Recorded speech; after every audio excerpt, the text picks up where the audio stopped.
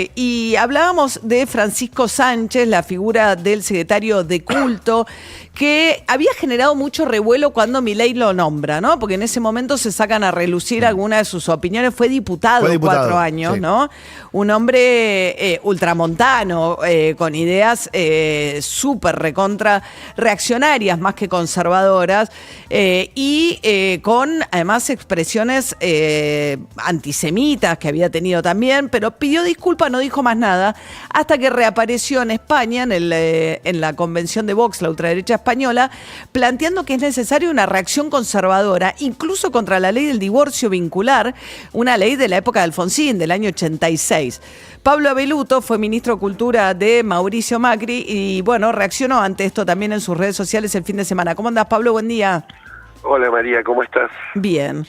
Bueno, ¿qué decías vos respecto de Sánchez? Que de esa convivencia más del PRO como la derecha, ¿no? Con estos espacios, porque era diputado del PRO. Así es, un vergonzante y vergonzoso diputado del PRO durante 4 años. Mirá, muchos, entre ellos yo, pedíamos y reclamábamos que se lo apartara por no representar. Ahora se habla mucho de los valores y la identidad del PRO.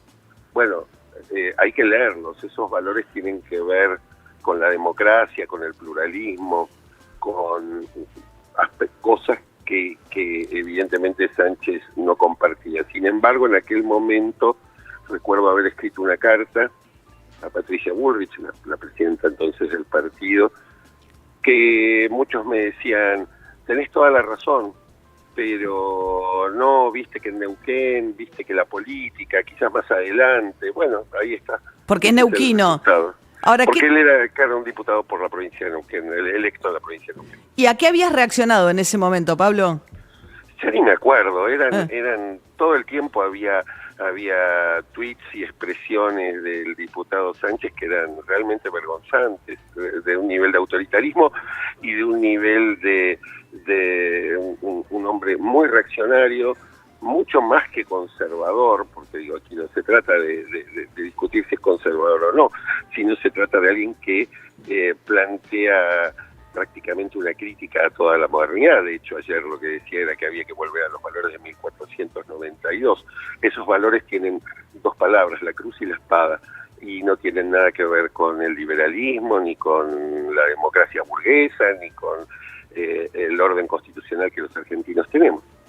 Claro, el punto es cuánto de estas expresiones, ¿no?, que estaban en España en la convención de Vox pueden o no convivir con una democracia liberal en términos de, y es un poco lo que se pregunta Europa frente a esta coyuntura, había mucha expresión en la convención de Vox de la idea de en contra de la inmigración con la idea de la sustitución, ¿no? De la mano de la migración nos viene la penetración de los musulmanes, el islam, y lo que tenemos que hacer es reafirmar la primacía de los blancos heterosexuales, básicamente. ¿No?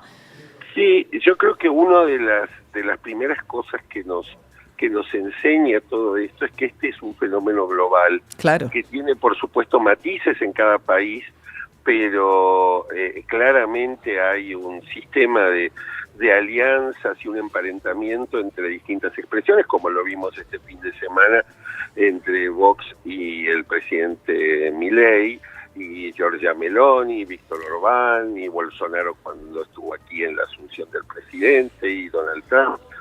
Digo, en cada capítulo local tiene sus particularidades, y sin dudas, como vos decís, es como en el tenis cuando se juega al fleje, se dice, ¿no? Cuando se hace que la pelotita rebote en la línea, en el límite de la cancha.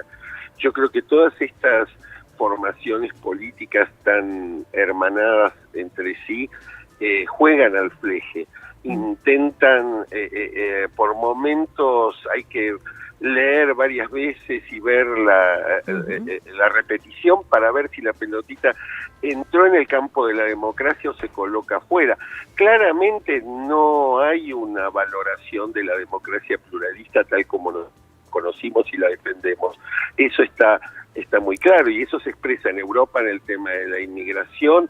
Puede tener aspectos más proteccionistas como Trump en Estados Unidos en materia económica, o más aperturistas como Milei en la Argentina, pero en cualquier caso lo que hay es un rechazo visceral hacia cualquier forma de pluralismo y una suerte de reacción ante cualquier tipo de élite o cualquier tipo de clase dirigente que hayan tenido cada uno de estos países. Sí, sí. Ahora, en muchos casos con razones, pero en cualquier caso no puede llevar a la destrucción de nuestro sistema democrático. No, claro, y hasta ahora, digamos, Milei, la agenda conservadora en términos de valores sociales, reaccionaria, digamos, habló sí que el aborto, según él, es un asesinato agravado por el vínculo, pero no y su biógrafo, Márquez, uno de sus biógrafos, dijo cosas muy discriminatorias respecto a los homosexuales, pero Milei él mismo no toma la agenda, aunque uno dice, bueno, si el secretario oculto dice estas cosas, ocupa nada menos que el cargo del secretario oculto, que es el interlocutor del país con los distintos credos religiosos, justamente. Sí, bueno, en ese sentido es muy interesante el trabajo que publicó Pablo Semán junto a un equipo de colaboradores, seguramente lo conocés, se llama Están entre nosotros, porque él analiza, y su equipo analizan esto como una fusión que incluye libertarios como Milei, conservadores retrógrados como Sánchez, procesistas como Victoria Villarruel. Es decir, es un fenómeno nuevo y complejo y sincrético de distintas tradiciones políticas. Allí puede convivir un fundamentalista liberal como Federico Sturzenegger con un... Claro. O sea, si sos liberal, ¿qué te tiene que decir el Estado? Si sos homosexual, si te casás, no te casás, digamos, si sos realmente liberal o libertario, el Estado no tiene por qué meterse en la regulación de tu vida privada, salvo que afectes un tercero, digamos. Totalmente, por eso nos cuesta tanto encontrarle un nombre. Sí. Por eso a veces cada vez que yo digo, bueno, extrema derecha, fascista, neofascista, autoritario, siento que le falta algo. Siento que todavía no hemos encontrado populistas de derecha. Digo, todavía no hemos encontrado una expresión que nos permita definirlo en su totalidad, porque precisamente coexisten allí dentro personas que piensan diferente, pero claramente el presidente es consciente de a quién nombra como secretario de culto, es consciente de quiénes son sus amigos como Agustín Laje y Nicolás Márquez y qué es lo que defienden, y jamás hemos escuchado al presidente contrariarlos o contradecirlos. Claro, bien. Por lo tanto, aquí también el que calla otorga. Pablo Abeluto, exministro de Cultura de la gestión de Mauricio Macri, dando la discusión ahora respecto de qué es el PRO, qué es la derecha del PRO hoy en la Argentina o la centroderecha en este vínculo con Milei. Gracias, Pablo. Chau, ha perdido identidad y esa pérdida de identidad nos va a costar muy caro a los argentinos. Hoy ya no sabemos dónde termina el PRO y dónde empieza la libertad de avanzar, lamentablemente. Gracias, Pablo, que tengas buen día. Hasta luego. Hasta luego. 7:39 de esta mañana.